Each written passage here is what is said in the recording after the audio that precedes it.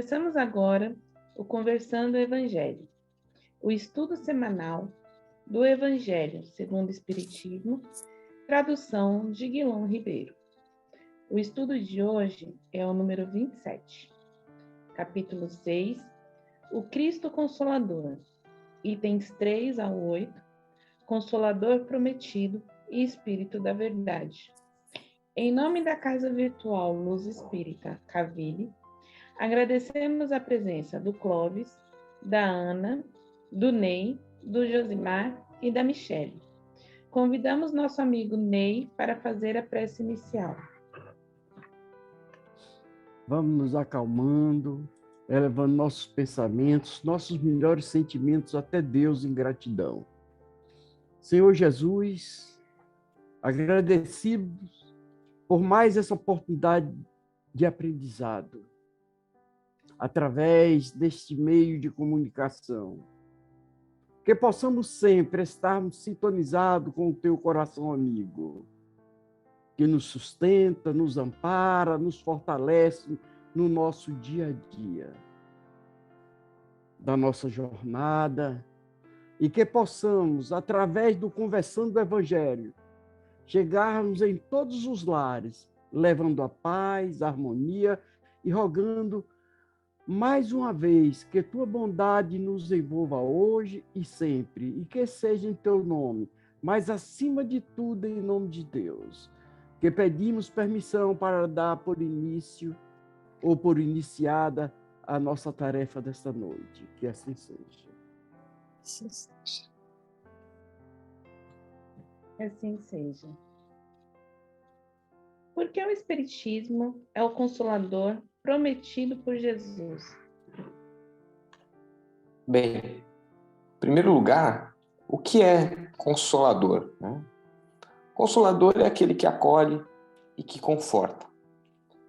E Jesus, em uma das passagens, disse que depois dele, ele enviaria o Consolador prometido. Bem, temos duas maneiras de comprovar que o Espiritismo é o Consolador que Jesus prometeu. Uma maneira é pela razão e a outra é pela emoção. A primeira é por meio da base científica, pela qual o trabalho de Allan Kardec se alicerçou. Vale lembrar que a doutrina espírita não diverge da ciência. E como dito pelo próprio Kardec, se algum dia a ciência contradisser o que estiver contido nos ensinamentos espíritas, devemos ficar com a ciência. E assim ele tornou perene o seu estudo no tempo. Desta feita, o Espiritismo acabou com o divórcio da ciência com a religião e fez com que nós aceitássemos a fé raciocinada, os ensinamentos que ele nos deixou. A segunda é a constatação de que, por meio das múltiplas existências, é possibilitado o crescimento e aprimoramento moral com o intuito da evolução espiritual, o resgate e a expiação dos erros do passado, também com fins de depuração, e a crença de que a nossa verdadeira existência não é aqui no orbe terrestre. Sem contar que a morte não separa-nos dos que já fizeram passamento antes de nós.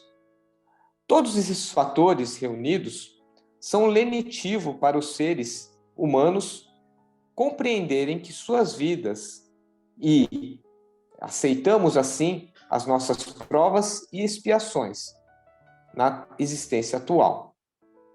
Com isso, o Espiritismo matou a morte e apresentou um Deus amoroso e compreensivo com as nossas falhas e erros, consolando a todos e cumprindo o que Jesus prometeu.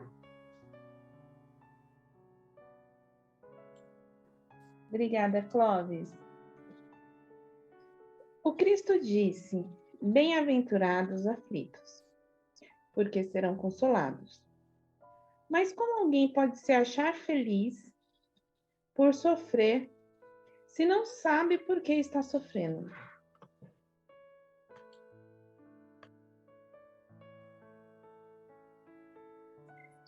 Então, como disse o Clóvis, o esclarecimento, a verdade e a fé raciocinada nos dão a certeza de que a nossa existência não termina com o falecimento do corpo. Este é apenas uma indumentária que o espírito utiliza para cumprir a tarefa que foi designada para cumprir aqui na Terra. Por isso, o Espírito Consolador veio com a missão de descortinar os mistérios até então existentes. A doutrina espírita, ela veio atendendo à promessa de Jesus, que disse que nos enviaria o Consolador. Nós, encarnados aqui na Terra, e conhecendo essa verdadeira vida continuada em numerosas existências, e ainda passando por todas as aflições e por todas as dores, devemos sim nos alegrar. Pois é por meio desses dissabores, de todos os dissabores que a gente vive aqui, que uma vez superados com resiliência, nos conduzem a futuros mais confortáveis e ditosos, e ainda podemos quitar débitos de vidas pregressas anteriores a essa existência agora. Então, as aflições e as dores recebem um novo significado pelo Consolador, através do Consolador, que veio e continua aqui entre nós para nos mostrar de onde nós viemos, para onde nós estamos indo e o motivo de estarmos aqui. É o Espiritismo ressignificando o sofrimento e a dor. É a doutrina espírita trazendo o alento e a esperança. Esse é o Consolador prometido, nos mostrando o lado espiritual, uma perspectiva contrária ao materialismo. Jesus nos prometeu enviar o Consolador, porque naquela época que ele esteve aqui, a gente ainda estava na infância, não tinha capacidade de compreensão. Mas hoje, já suficientemente maduros, nós temos como entender e compreender. É isso. Obrigada, Ana. O que se deve entender como espírito de verdade? O espírito da verdade. Pois bem, o espírito de verdade ou da verdade se apresentou com essa identidade e auxiliou Kardec a organizar a codificação. Além disso, nos contemplou com inúmeros ensinamentos e esclarecimentos edificantes, servindo como modelo para a nossa reforma íntima.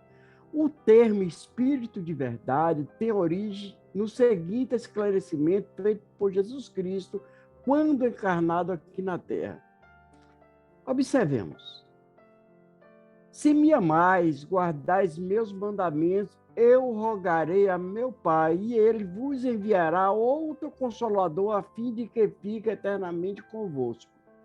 O Espírito de verdade, que o mundo não pôde receber, porque o não vê e é absolutamente o não conhece. Mas quando vós conhecê-lo-eis, porque ficará convosco e estará em vós.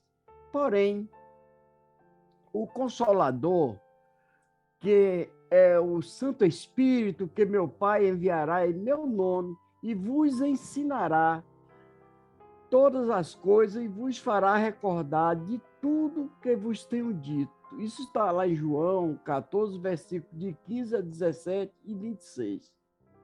Logo, então, nós podemos concluir que Jesus nos prometeu outro Consolador. No entanto, afirma que o mundo ainda não está preparado para conhecê-lo e que sua missão é relembrar os ensinamentos do Cristo, que tenham sido também esquecidos ou incompreendidos.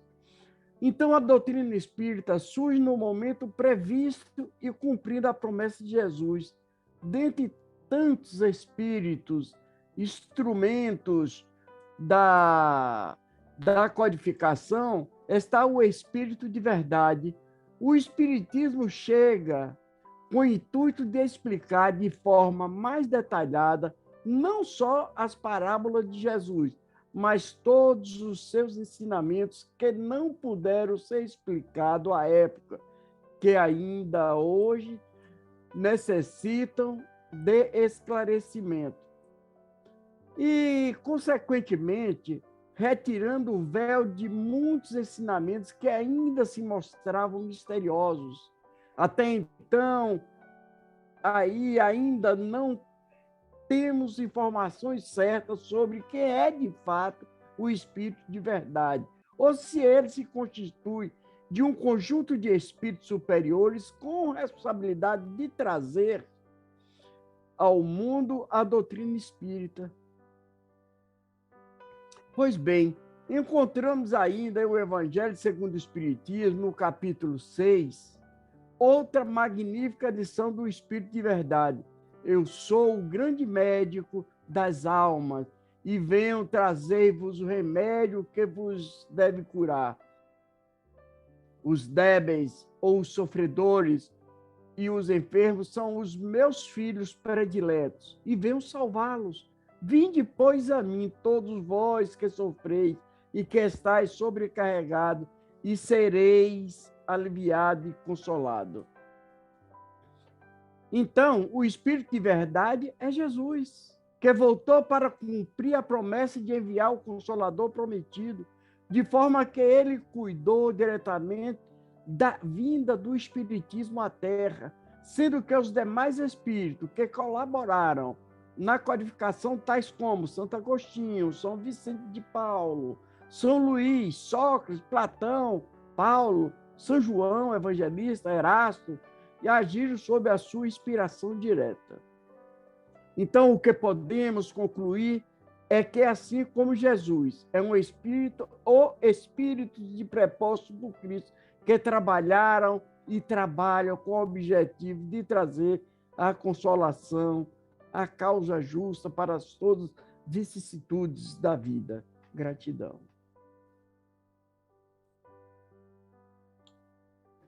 Ney, me esclarece uma dúvida minha mesmo, tá? Só para gente, eu ia te perguntar fora, mas estamos aqui. Sim. Espírito da verdade ou espírito de verdade? Olha, tem alguns que estão botando aqui, por isso que eu trouxe essas duas, espírito de verdade ou espírito da verdade. Você vai ver na obra de Allan Kardec de verdade, certo? Mas tem dentro de alguns contextos, de alguns livros espíritas, esse material mesmo que está aqui, existe as duas, certo? Ótimo, Ney, obrigada. O Espiritismo veio no tempo marcado cumprir a promessa do Cristo? Sim, né? Como já explicado já os nossos irmãos já falaram antes, Clóvis, Ana e Ney, né? O Espiritismo vem confirmar a promessa do Cristo, né? No tempo marcado, por não termos condições naquela época de compreender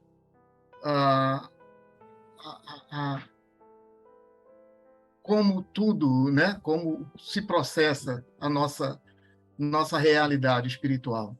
A falta de conhecimento, até mesmo tecnológico, impossibilitava aquela época que o Cristo fosse mais claro para nós. Por isso, utilizava de parábolas que até hoje ainda são muito esclarecedoras para nós, né?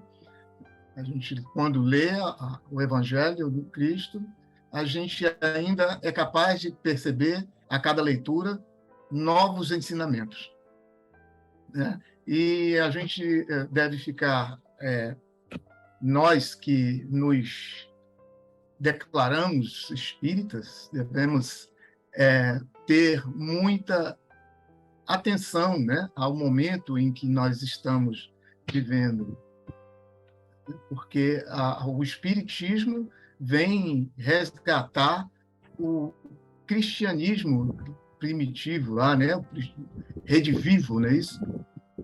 Assim, nesse momento que nós estamos passando, o momento de regeneração, a gente pode compreender que, nesse período, o Espiritismo veio trazer a nós também a preparação para que a gente suba, né, nesse patamar progressivo dos mundos, né? Tanto espiritualmente como sobre o aspecto físico, né? Do planeta, do orbe. Então, as nossas responsabilidades são consideráveis, né? Para que nós não deixemos que ocorram novamente os erros que já aconteceram em outras passagens, né? Que realmente o cristianismo seja revivido, né? Em sua pureza e em sua simplicidade, sem contar com os preceitos, os preconceitos, sem dogmas, sem nada que não seja necessário, que não seja original da sua natureza, né?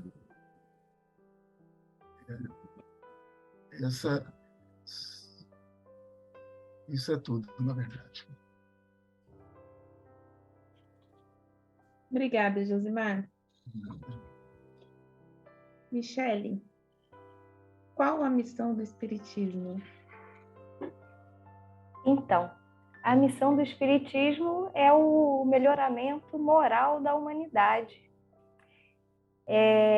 Mas, para o melhoramento moral da humanidade, a gente precisa do melhoramento individual, né? Porque só através do melhoramento individual a gente vai conseguir o melhoramento da coletividade, que é a tão famosa reforma íntima que o Espiritismo tanto fala, né?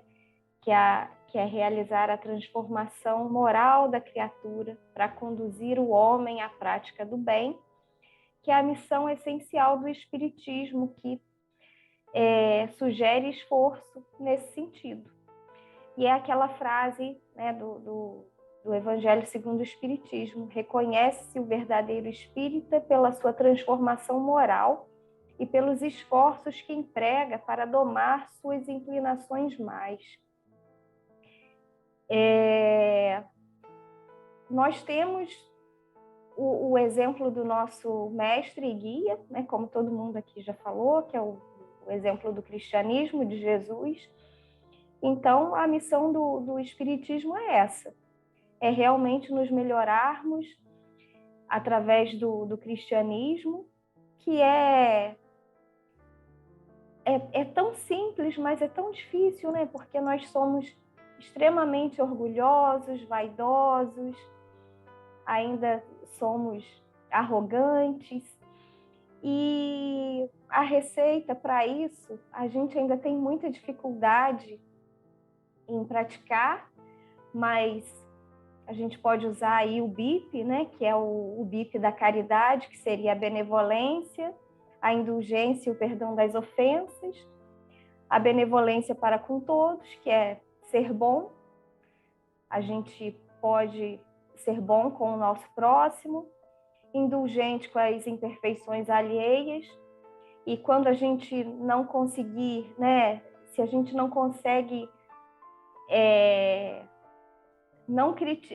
se a gente não conseguiu não olhar para a imperfeição do nosso vizinho, pelo menos não criticar, né, não abrir a boca.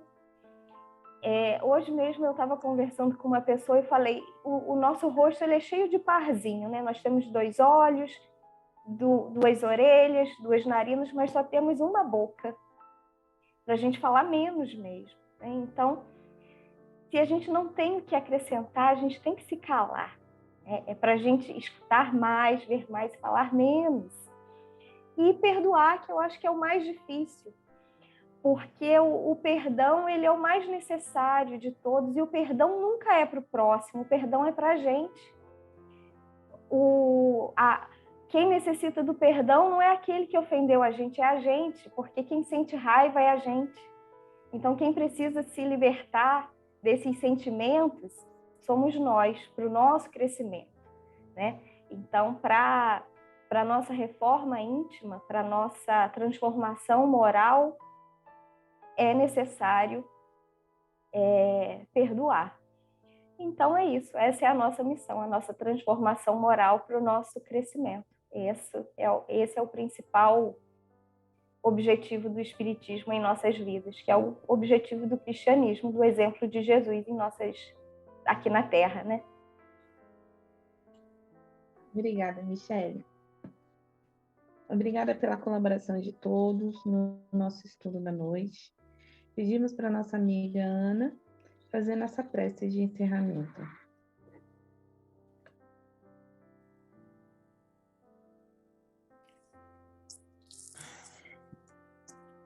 Deus Pai, Deus de amor, Deus de misericórdia, estamos aqui agradecendo por esses momentos de confraternização, de aprendizado com os amigos aqui, que isso possa servir para outras pessoas também que irão ouvir e assistir. Agradecemos a presença de toda a espiritualidade que nos auxilia, a presença de Jesus em nossas reuniões, pedindo a Deus para nos dar segurança, conforto, saúde, sabedoria, que proteja nossas vidas, nossas famílias, nossas casas, e nos abençoe. Em nome de Jesus. Assim seja. Assim seja. Tenham todos uma boa semana. Até o próximo estudo. Fiquem com Deus.